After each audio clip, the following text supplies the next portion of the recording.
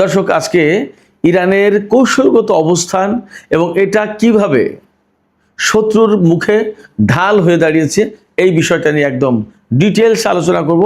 আশা করি খুবই ভালো লাগবে। আপনারা অনেক সময় জানতে চান ইরানের অবস্থান কেমন, কিভাবে ইরান টিকে থাকে, ইরানের ভূপ্রকৃতি কি, ইরানের কৌশলগত অবস্থানটা কেমন, পাহাড় পর্বত, নদী নালা, সাগর, উপসাগর ইত্যাদি ইত্যাদি। এইগুলো নিয়ে একদম পূর্ণাঙ্গ দীর্ঘ একদম ক্লিয়ার আলোচনা করব। আশা করি আপনাদের সবার এই আলোচনাটা খুবই ভালো লাগবে এবং শেষ পর্যন্ত সঙ্গেই থাকবেন। আর ভিডিও যদি ভালো লাগে তাহলে লাইক, কমেন্ট, শেয়ার করবেন এবং চ্যানেলটি সাবস্ক্রাইব করে সাথেই থাকবেন। দর্শক, চলুন বিস্তারিত আলোচনা করি। আপনাদের সবার নিশ্চয়ই মনে থাকার কথা, আমি অনেক ভিডিওতে বলেছি, ইরানের দক্ষিণ পাশে পারস্য উপসাগর আর উত্তর পাশে কাস্পিয়ান সাগর, দক্ষিণ পশ্চিম পাশে জাগ্রস পর্বতমালা আর উত্তর পূর্ব পাশে আলবর্স পর্বতমালা। খেয়াল করে দেখুন, তাহলে কোনো পাশ কিন্তু প্রকৃতপক্ষে সাগর আর পাহাড় দিয়ে ঘেরাও হতে বাকি নেই। দুই দিকে পাহাড়, দুই দিকে সাগর। কি অদ্ভুত এবং আশ্চর্যজনক একটা অবস্থান আপনি চিন্তা করুন। কেন আশ্চর্যজনক এবং অদ্ভুত বলছি? অনেকগুলো কারণে, একটা দুইটা না, অনেকগুলো। এগুলো নিয়ে ডিটেলস আলোচনা করি। যদি বলি, এই যে পারস্য উপসাগর দেখেন, পারস্য উপসাগর সেই হরমুজ প্রণালী থেকে শুরু করে একেবারে কুয়েত, ইরাক, সৌদি আরবের উত্তর পশ্চিম কোণা এই পর্যন্ত বিস্তৃত। এই পারস্য উপসাগরের পুরো উত্তর পাড় জুড়ে ইরান, আর আমি সবসময় বলি দক্ষিণ এবং পশ্চিম পাড় জুড়ে, আর পশ্চিম এবং দক্ষিণ পাড় জুড়ে ইরাক, কুয়েত, সৌদি আরব, বাহরাইন, কাতার, সংযুক্ত আরব আমিরাত এবং সব শেষে নিচেই ওমান। এই আছে একাই এক পাশ জুড়ে ইরান। মানে কি অদ্ভুত এবং বিশেষ মনে হয় যে আল্লাহর রহমত প্রাপ্ত একটা দেশ। তো এই যে পারস্য উপসাগরে তো সম্পদের খনি, পারস্য উপসাগর নিজেই একটা সম্পদ, আর এর ভিতরে তো খনি আছে। এই পারস্য উপসাগরে ইরানের সবচেয়ে বড় গ্যাস ক্ষেত্র সাউথ পার্স এই পারস্য উপসাগরে অবস্থিত, যেটার একটা অংশ কাতার পায় আর বড় অংশটা পায় ইরান। এই পারস্য উপসাগরে বেশ কিছু দ্বীপ আছে, তার বেশিরভাগ দ্বীপের মালিকানা হচ্ছে ইরানের। হরমুজ প্রণালীর এখানে তো অনেকগুলো দ্বীপ, এবং অবাক করা ব্যাপার, এই সমস্ত দ্বীপের অনেকগুলোতে এমন দারুণ সব পর্যটন কেন্দ্র গড়ে তুলেছে ইরান, যেগুলো দেখলে একদম চোখ ধাঁধা লেগে যায়। আবার এই সমস্ত দ্বীপ তেল গ্যাস পরিবহনের, স্টোরেজ করার, রিফাইন করার বিরাট বিরাট কেন্দ্র। আবার সেখানে আইআরজিসির, ইরানের সামরিক বাহিনীর দারুণ সব উপস্থিতি, ব্যাপক উপস্থিতি। পারস্য উপসাগরের কথা গেল, এবং এই পারস্য উপসাগরে হরমুজ প্রণালী, যে হরমুজ প্রণালীকে কন্ট্রোল করে ইরান সারা বিশ্বকে তাক লাগিয়ে দিয়েছে, সারা বিশ্বের তোলপাড় সৃষ্টি করেছে, সেই হরমুজ প্রণালী ইরান এবং ওমান কন্ট্রোল করে, এটা আমরা আজকাল সবাই জানি। অর্থাৎ বিশ্বের 1/5 অর্থাৎ 5 ভাগের 1 ভাগ জ্বালানি, তেল এবং গ্যাস এই পথে, এই হরমুজ প্রণালী পার হয়ে বিশ্বের বিভিন্ন দেশে দেশে চলে যায়। সেই হরমুজ প্রণালীর কন্ট্রোল কার্যত ইরানের হাতে, ওমান তো তার সাথে আছে। এবং এখানে বিরাট পাহাড়ি এলাকা। কেউ চাইলেই যে সাগর পথে, বিরাট শক্তিশালী দেশ, সাগর পথে এসে হরমুজ প্রণালী এখানে এসে ইরানের ভিতর ঢুকে যাবে ঝম করে, নো, সেই সুযোগ নেই। পাহাড়ি এলাকা, ওই সমস্ত পাহাড়ে আইআরজিসির এবং ইরানের সামরিক বাহিনীর বিরাট বিরাট ঘাঁটি, ছোট বড় বিভিন্ন রকমের ঘাঁটি, মানে হর হামেশা যেখানে সেখানে। এখান দিয়ে শত্রুরা যদি কখনো ইরানের ভিতরে ঢুকতে চায়, তাহলে ধরুন সেটা মৌচাকে ঢিল মারার মতো অবস্থা হবে। একেবারে আইআরজিসির সেনারা মুহূর্তের ভিতরে ভিড়ে ধরবে, একের পর এক ক্ষেপণাস্ত্র এবং ড্রোন যাবে, উপায় নেই। হরমুজ প্রণালীর ধারে কাছেই আমেরিকার কোনো জাহাজ আসতে পারল না, শুধুমাত্র এই ড্রোন এবং এই ক্ষেপণাস্ত্রের ভয়ে। এই পাহাড় থেকে সব ছোড়া হবে, সব ধ্বংস হয়ে যাবে। তাহলে পারস্য উপসাগর এবং হরমুজ প্রণালী কিভাবে ইরানের জন্য ঢাল হয়ে দাঁড়িয়েছে, কিভাবে ইরানের জন্য বিরাট সম্পদ হয়ে দাঁড়িয়েছে, কিভাবে আল্লাহর পক্ষ থেকে বিশেষ নিয়ামত হয়ে দাঁড়িয়েছে, খেয়াল করুন। চলে যান আপনি দক্ষিণ পশ্চিম দিকে, অর্থাৎ এখান থেকে পশ্চিম দিকে চলে যান জাগ্রস পর্বতমালা। জাগ্রস পর্বতমালা ইরান থেকে কিন্তু ইরাক পশ্চিম দিকে, এই পশ্চিম সীমান্ত দিয়ে লম্বা উত্তর দিকে চলে গেছে জাগ্রস পর্বতমালা। 1600 কিলোমিটার লম্বা, এবং জাগ্রস পর্বতমালার সর্বোচ্চ যে উচ্চতা, সবচেয়ে বেশি উচ্চতা যেখানে, পিক চূড়া যেখানে 4400 মিটার এর উচ্চতা। 4400 মিটার মানে 4 কিলোমিটার এবং আরও 400 মিটার মানে প্রায় 4.5 কিলোমিটার পথ, এত উঁচু। আর লম্বা তো বললাম বিস্তৃত 1600 কিলোমিটার, বিশাল ব্যাপার। অর্থাৎ শত্রুর আগ্রাসন থেকে ইরানকে রক্ষার জন্য এই পাহাড়, এই সাগর ঢাল হয়ে দাঁড়াচ্ছে, আটকে দিচ্ছে, থামো। এই জাগ্রস পর্বতমালা, এই সমস্ত পর্বতমালার চূড়ায় বিভিন্ন জায়গায় বিভিন্ন গিরিপথে সব ইরানের আইআরজিসির, ইরানের সামরিক বাহিনীর উপস্থিতি, কোনো রকম এদিক ওদিক করার কোনো সুযোগ নেই। এরপরে আপনি ইরানের উত্তর অঞ্চলে চলে যান, তেহরান থেকে। তেহরান কিন্তু ইরানের উত্তর অঞ্চলে অবস্থিত, রাজধানী তেহরান। তেহরান থেকে আরও উত্তরে 400-500 কিলোমিটার পথ গেলে কাস্পিয়ান সাগর পেয়ে যাবেন।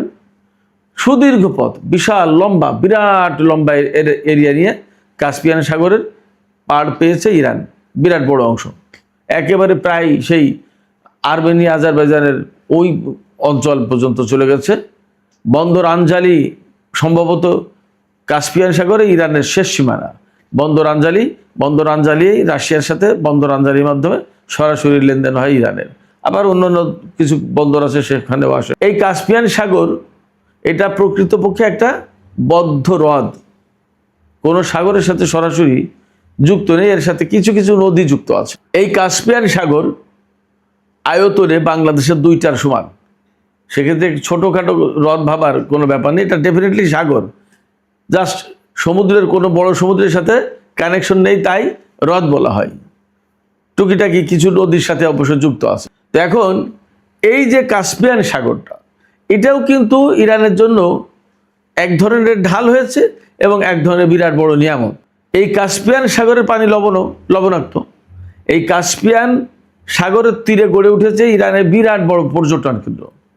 ইরানিরা, আমি যখন তেহরানে ছিলাম, যারা তেহরানে বসবাস করে, চাকরি বাকরি করে, ইত্যাদি ইত্যাদি, তারা সুযোগ পেলেই, ছুটি পেলেই, একটু বড় ছুটি পেলে, 2-3 দিনের ছুটি পেলেই কাস্পিয়ান সাগরের দিকে চলে যায়। আফগানিস্তান এবং তুর্কমেনিস্তানের সীমান্তের কাছে, সমরকান্দ, বুখারা, মাসাদের কাছাকাছি।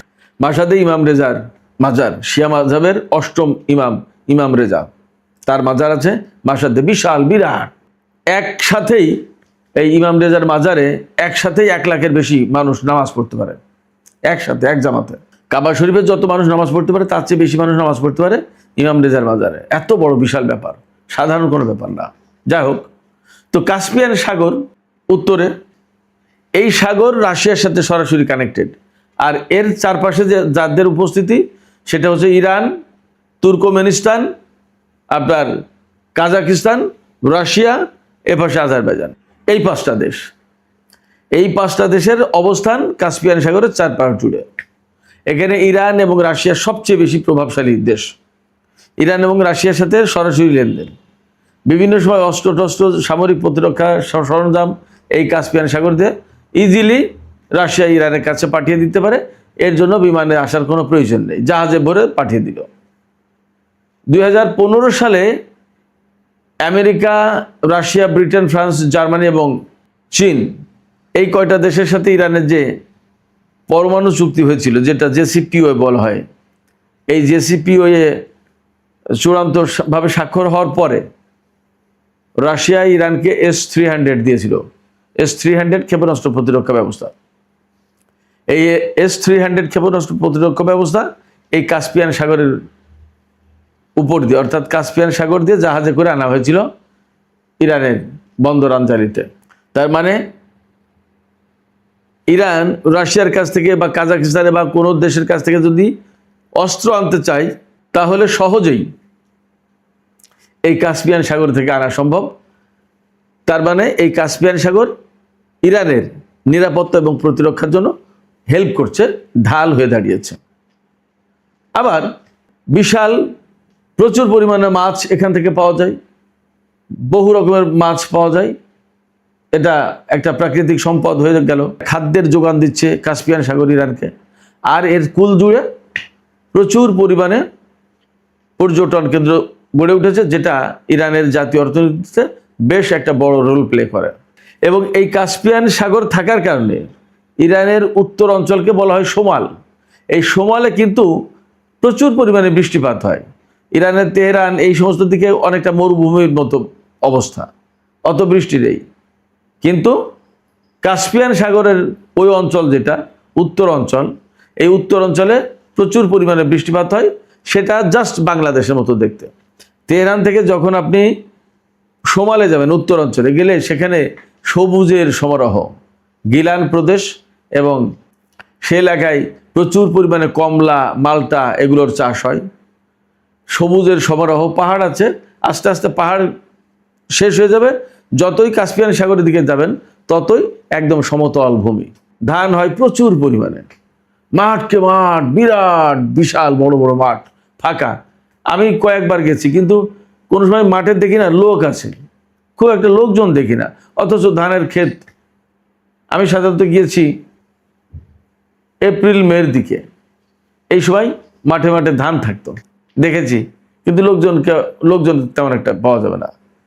এই সোমাল এলাকায় অর্থাৎ কাস্পিয়ান সাগরের কাছাকাছি যে এরিয়াটা, এই এরিয়াটাতে সমতল ভূমি যেহেতু, একদম রাস্তার সাথে আমাদের বাংলাদেশে যেমন বিশেষ যে সমস্ত এলাকা খুব সমতল, আমাদের যশোর এলাকায় যেমন রাস্তার পাশে পাশেই বাড়ি ঘরদোর, জাস্ট অনেক বেশি উঁচু না করেই সহজেই বাড়ি ঘরদোর তুলে ফেলা যায়, তেমনি সোমালে একই অবস্থা। আমি সোমালে একবার গিয়েছিলাম, সেখান থেকে আসার সময় বিরাট বড় একটা দেশি মোরগ কিনলাম, জ্যান্ত দেশি মোরগ, 400-500 কিলোমিটার একটা আলাদা বক্সে। সে এক দারুণ রোমাঞ্চকর অনুভূতি। এরপরে একদম বাংলাদেশের মতো গোল মিষ্টি কুমড়া পাওয়া গিয়েছিল, সবুজ সবুজ আধা পাকা। তেহরান শহরে কিন্তু এই কলসির মতো লম্বা লম্বা মিষ্টি কুমড়া পাওয়া যায়, কিন্তু সোমালে উত্তর অঞ্চলে বাংলাদেশের মতো গোল মিষ্টি কুমড়া পাওয়া যায়, কিনলাম। সেখানে বিভিন্ন রকমের শাক পাওয়া যায়, বাংলাদেশে যে সমস্ত ডাটা শাক টাক এগুলো পাওয়া যায়, ওগুলো পাওয়া যায়। ব্যাং ডাকে, এই দোড়া সাপ, ছোট ছোট সাপ, এরকম সাপ দেখা যায়, ফড়িং আছে, বিভিন্ন রকমের পোকা মাকড় আছে, একদম জাস্ট লাইক বাংলাদেশ। আমি সোমালে গিয়ে সোমালের অভিজ্ঞতা নিয়ে লিখেছিলাম তখন যে ইরানের উত্তরাঞ্চল যেন একখণ্ড বাংলাদেশ, একদম বাংলাদেশের মতো চমৎকার। বাট আমি যা দেখেছি ওখানে কৃষক মাঠে খুব একটা দেখিনি, আর মাঠে কৃষক থাকলেও আমাদের বাংলাদেশের কৃষকদের মতো এতটা গরিবী হালত না, প্রচুর জমি এবং মেশিনারিজ দিয়ে চাষবাস। তো এই কাস্পিয়ান সাগর ইরানের জন্য রহমত এবং ঢাল হয়ে দাঁড়িয়েছে। এরপরে যদি উত্তর পূর্বাঞ্চলের কথা বলি, তাহলে একদম আলবোর্জ পর্বতমালা, পৃথিবীর বিখ্যাত একটা পর্বতমালা, আলবোর্জ পর্বতমালা। আমরা ভূগোলে পড়েছি জাগ্রস পর্বতমালা এবং আলবোর্জ পর্বতমালা, এই দুটো পর্বতমালাই ইরানে বিশাল বিরাট অংশ নিয়ে। তো এই আলবোর্জ পর্বতমালার সর্বোচ্চ উচ্চতা যেটা, সেটা হচ্ছে 5600 মিটার। এই 5600 মিটারের ভেতরে যে সর্বোচ্চ শৃঙ্গ যেটা, সবচেয়ে উঁচু চূড়া যেটা, তার নাম হচ্ছে দামাবান্ধ। সেই জায়গার উচ্চতা 5600 মিটার। দামাবান্ধের সারা বছর বরফ জমে থাকে এবং খুব বড় স্কি খেলার জায়গা আছে। তো এই যে আলবোর্জ পর্বতমালা, ইরানের উত্তর অঞ্চল কিন্তু খুব ধনী অঞ্চল, আর তেহরানের উত্তর অঞ্চল আরও ধনী অঞ্চল। তো এই আলবোর্জ পর্বতমালা, এটাও যেহেতু খুব উঁচু পর্বতমালা, বিরাট, এবং 900 কিলোমিটার এলাকা জুড়ে এর বিস্তৃতি। তো সেক্ষেত্রে শত্রু এই আলবোর্জ পর্বতমালা ডিঙে ইরানে আক্রমণ করার কোনো সুযোগ সহজে পায় না। এমনকি বিমান দিয়ে হামলা চালাতে গেলেও তার একটা জটিলতা আছে। ওপাশে জাগ্রস পর্বতমালা, এপাশে আলবোর্জ পর্বতমালা, সেক্ষেত্রে শত্রুরা খুব একটা সুবিধা করতে পারে। এর হিল টপগুলোতে, পাহাড়ের উঁচু উঁচু জায়গা যেখানে পজিশন করা যায়, যেখানে ঘাঁটি আছে, সেখান থেকে অ্যান্টি এয়ারক্রাফট গান থেকে শুরু করে বিভিন্ন রকমের প্রতিরক্ষা সরঞ্জাম সেট করা। তো এই যে ইরানের কৌশলগত একটা অবস্থান, এই অবস্থান সত্যিই ইরানকে যেমন অনন্য করেছে, তেমনি ভূ প্রকৃতির বৈচিত্র্য দান করেছে, তেমনি ইরানের জন্য বিরাট একটা প্রোটেকশনের ব্যবস্থা হয়েছে, ঢাল হিসেবে কাজ করছে, তেমনি বিরাট সম্পদের আধার হয়ে দাঁড়িয়েছে। ইরানের এই সমস্ত সম্পদের প্রতি শত্রুদের লোলুপ দৃষ্টি আছে, কিন্তু ঢাল হয়ে দাঁড়িয়েছে যে হরমুজ প্রণালী, জাগ্রস পর্বতমালা কিংবা আলবোর্জ পর্বতমালা, এই ঢাল কিন্তু শত্রুকে ঠেকিয়ে রেখেছে। শত্রু সহজে এখানে এই ঢাল ক্রস করে আসতে পারে না। সুপ্রিয় দর্শক, আজকের আলোচনা আমি এখানেই শেষ করতে চাই।